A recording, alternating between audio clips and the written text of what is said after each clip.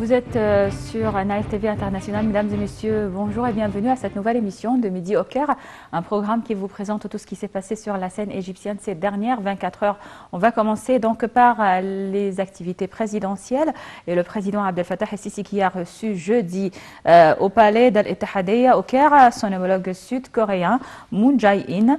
L'entretien entre les deux leaders a porté sur les moyens de renforcer les relations bilatérales et la coopération sur tous les volets, ainsi que sur nombre de questions régionales et internationales d'intérêt commun. Plus de détails donc dans ce commentaire signé Rim Samir et Sherif Boussela. Le président Abdel Fattah el-Sisi et son homologue sud-coréen Moon Jae-in ont assisté à la signature d'un certain nombre de mémorandums d'entente, notamment dans le domaine de l'industrie, du commerce et d'un certain nombre d'accords de coopération. Les deux présidents ont également assisté à la signature d'un document d'arrangement entre le gouvernement égyptien et le gouvernement sud-coréen concernant un prêt pour un projet de modernisation des chemins de fer en Égypte d'une valeur de 251 millions de dollars. Les deux présidents ont également signé un document d'échange de lettres entre les deux parties concernant une subvention non remboursable. Le président Abdel Fattah el-Sisi a affirmé que les entretiens avec son homologue sud-coréen ont porté sur le renforcement de la coopération entre les deux pays.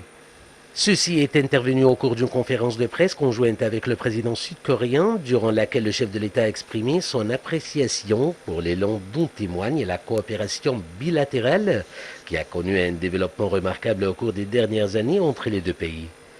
Le président el-Sisi a également souligné l'importance de renforcer la coopération conjointe afin de soutenir la vision égyptienne visant à faire entrer l'Égypte dans l'ère de la 4e révolution industrielle. Le chef de l'État a d'autre part pressé en revue les opportunités du partenariat entre la Corée du Sud et les entreprises égyptiennes en Afrique, surtout dans le domaine des infrastructures. Au cours de la conférence de presse, le président sud-coréen Moon Jae-in a affirmé que l'Égypte est un pays puissant en Afrique et au Proche-Orient. Il a également souligné qu'ils sont convenus sur un partenariat de coopération globale entre les deux pays et un renforcement de la coopération économique.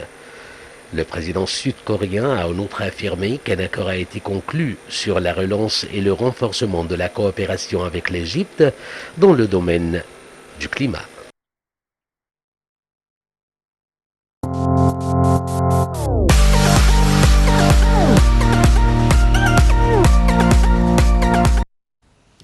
Le Premier ministre Moustapha Madbouli a affirmé que les relations économiques entre l'Égypte et la Corée du Sud avaient connu un développement remarquable au cours de la dernière période, ce qui s'est reflété sur les indicateurs de la performance du commerce et des investissements communs. Ceci est intervenu lors d'une table ronde de la conférence d'affaires égypto-sud-coréenne tenue jeudi au Caire sur l'économie verte et l'avenir, en la présence honorable du président sud-coréen Moon Jae-in. Les détails dans ce compte-rendu. Depuis janvier 2021 jusqu'à fin novembre dernier, le volume total des échanges commerciaux entre les deux pays a augmenté de 53,5% pour atteindre 2,2 milliards de dollars. Et la valeur cumulée des investissements coréens en Égypte s'est élevée à plus de 700 millions de dollars, représentés par 181 projets dans plusieurs domaines. C'est ce qu'a affirmé M. Madbouli lors d'une table ronde de la conférence d'affaires égypto-sud-coréenne tenue jeudi au Caire sur l'économie verte et l'avenir, en la présence honorable du président sud-coréen Moon Jae-in. Dans son allocution, M. Madbouli a salué la première visite du président de la Corée du Sud au Caire, la première du genre effectuée par un chef d'État sud-coréen en Égypte depuis 16 ans. Il a également remercié l'Association des hommes d'affaires égyptiens, l'Agence sud-coréenne pour la promotion du commerce et de l'investissement et l'ambassade de Corée du Sud au Caire pour l'organisation de cette table ronde, soulignant que les deux côtés tenaient à poursuivre les efforts pour soutenir la coopération économique commune et à œuvrer pour intensifier les canaux de communication entre les hommes d'affaires des deux pays. Il a souligné que cette visite s'inscrivait dans le cadre de l'évolution des relations bilatérales et l'échange de visites officielles entre les deux pays, affirmant que cette visite contribuerait à élargir les cadres de coopération économique bilatérale dans les domaines du commerce, de l'investissement, du transfert de technologies et de l'implantation de l'industrie. Il a indiqué que l'Égypte, à son tour, a cherché à bénéficier de diverses expériences sud-coréennes dans les divers domaines, de manière qui aide à renforcer les intérêts communs et les relations bilatérales distinguées. D'autre part, M. Madbouli a fait état de l'accueil par l'Égypte de la 27e conférence des Nations Unies sur le climat, COP27, en novembre prochain, et le lancement d'un plan national d'adaptation au changement climatique d'ici 2050, ce qui aide à créer une plateforme de coopération conjointe et à bénéficier de l'expérience sud-coréenne dans les applications de l'économie verte dans tous les domaines, comme l'énergie, le transport, l'eau, l'agriculture, l'industrie et le recyclage des déchets.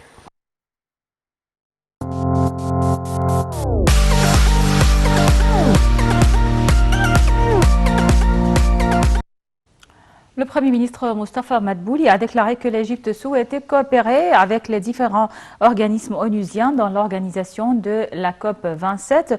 Les plus hautes autorités accordent un vif intérêt à faire réussir cette conférence, de sorte à renforcer le leadership de l'Égypte sur cet échiquier vital et à soutenir les efforts internationaux pour lutter contre les changements climatiques, a indiqué Dr Madbouli lors d'un entretien avec le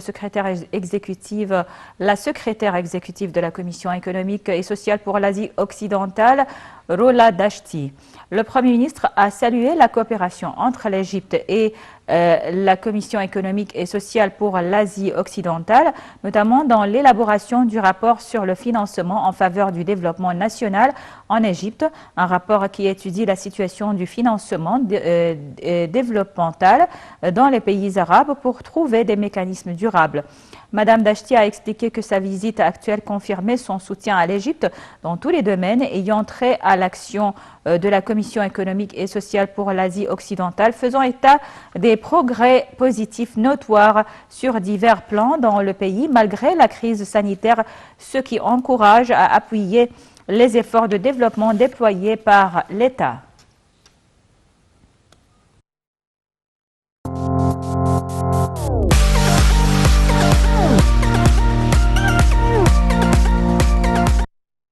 L'Égypte a condamné dans les termes les plus forts l'attaque terroriste perpétrée contre des éléments des forces armées irakiennes dans la province de Diyala en Irak. Selon un communiqué du ministère des Affaires étrangères, l'Égypte a adressé ses sincères condoléances à l'Irak et aux proches des victimes innocentes. L'Égypte s'est dite entièrement solidaire de l'Irak et soutenir ces mesures pour protéger sa sécurité et sa stabilité, affirmant sa confiance en la capacité de ce pays frère à extirper les éléments terroristes restants et leurs commanditaires.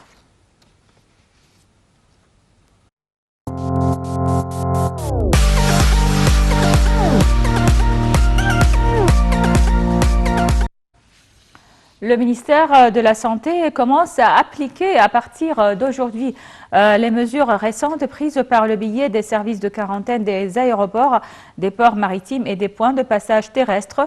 Les nouvelles procédures exigent la nécessité que ceux qui arrivent en Égypte soient vaccinés contre le coronavirus d'un vaccin approuvé par l'Organisation mondiale de la santé ou par l'autorité égyptienne des médicaments.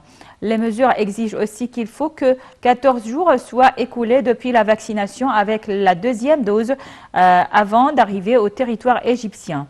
Les mesures incluent également qu'un certificat indiquant étant négatif du coronavirus devrait être présenté 72 heures avant d'atteindre les points d'entrée égyptiens.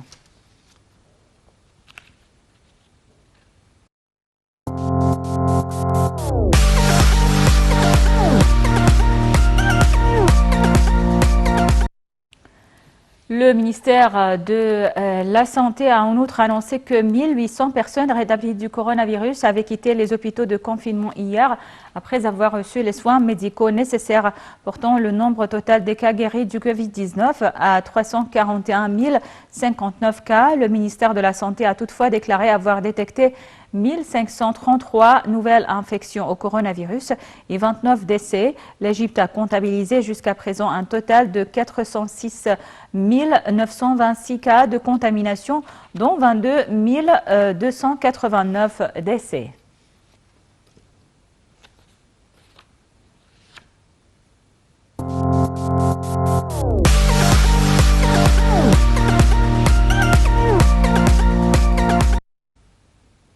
Le ministre du Tourisme et des Antiquités, Dr Khaled Al-Anani, a déclaré que l'année 2022 est une année exceptionnelle pour le secteur des antiquités en Égypte. Le secteur des antiquités célèbre cette année le 200e anniversaire de la création de l'égyptologie, qui est le secret de la découverte de la langue hiéroglyphique en 1822, et le 100e anniversaire de la découverte du tombeau de Toutankhamon en novembre 1922, a ajouté Dr Khaled Al-Anani dans son allocution prononcée lors de la célébration de la journée des archéologues à l'Opéra du Caire.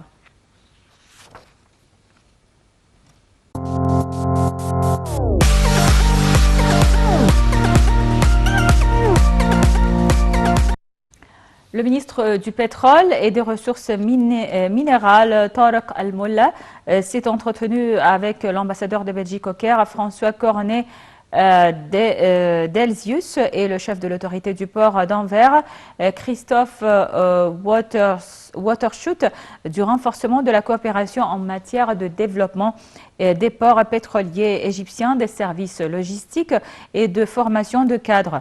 Dans une déclaration, Tariq Al-Molla a noté que le secteur pétrolier disposait d'une infrastructure distinguée, faisant état des préparatifs en cours pour un développement élargi des 12 ports pétroliers répandus dans divers gouvernorats, et ce, dans le cadre de la stratégie nationale visant à transformer l'Égypte en un centre régional pour le commerce et la circulation du gaz et du pétrole.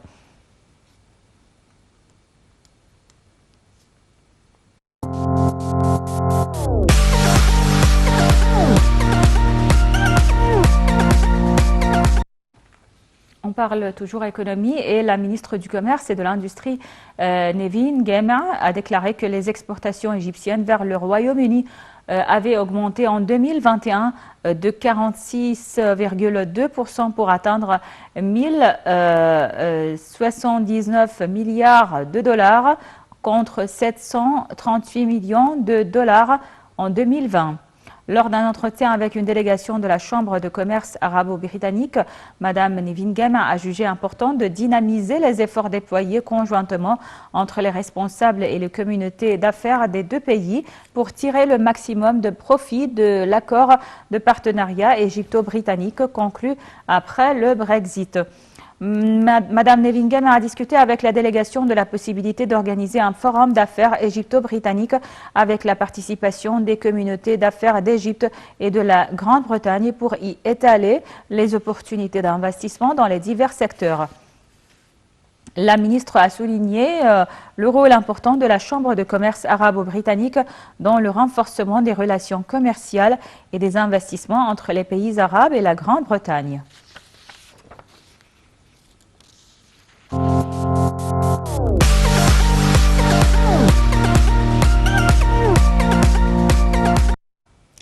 La ministre de la Planification et du Développement économique, Hala Al-Saïd, a indiqué que 283,4 milliards de livres égyptiennes avaient été affectés à la protection sociale dans le projet de budget général pour l'exercice 2021-2022, soit une augmentation de 41,5%, et ce dans le cadre du souci de l'État d'activer les mécanismes des programmes de soins et de protection sociale. Cette déclaration a été faite lors de l'annonce par le ministère des Objectifs du plan pour l'exercice 2021-2022 dans le domaine de la protection sociale.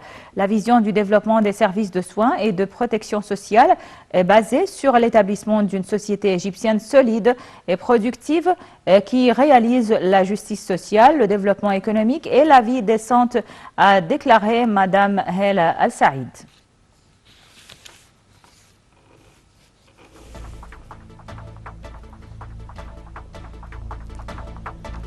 Voilà donc, c'était tout pour cette édition de Midi au Caire. Merci pour votre attention. Je vous laisse avec la suite de nos programmes en langue française qui se poursuivent jusqu'à 13h heure locale du Caire. Donc bonne journée et bonne suite de programmes sur la TV internationale.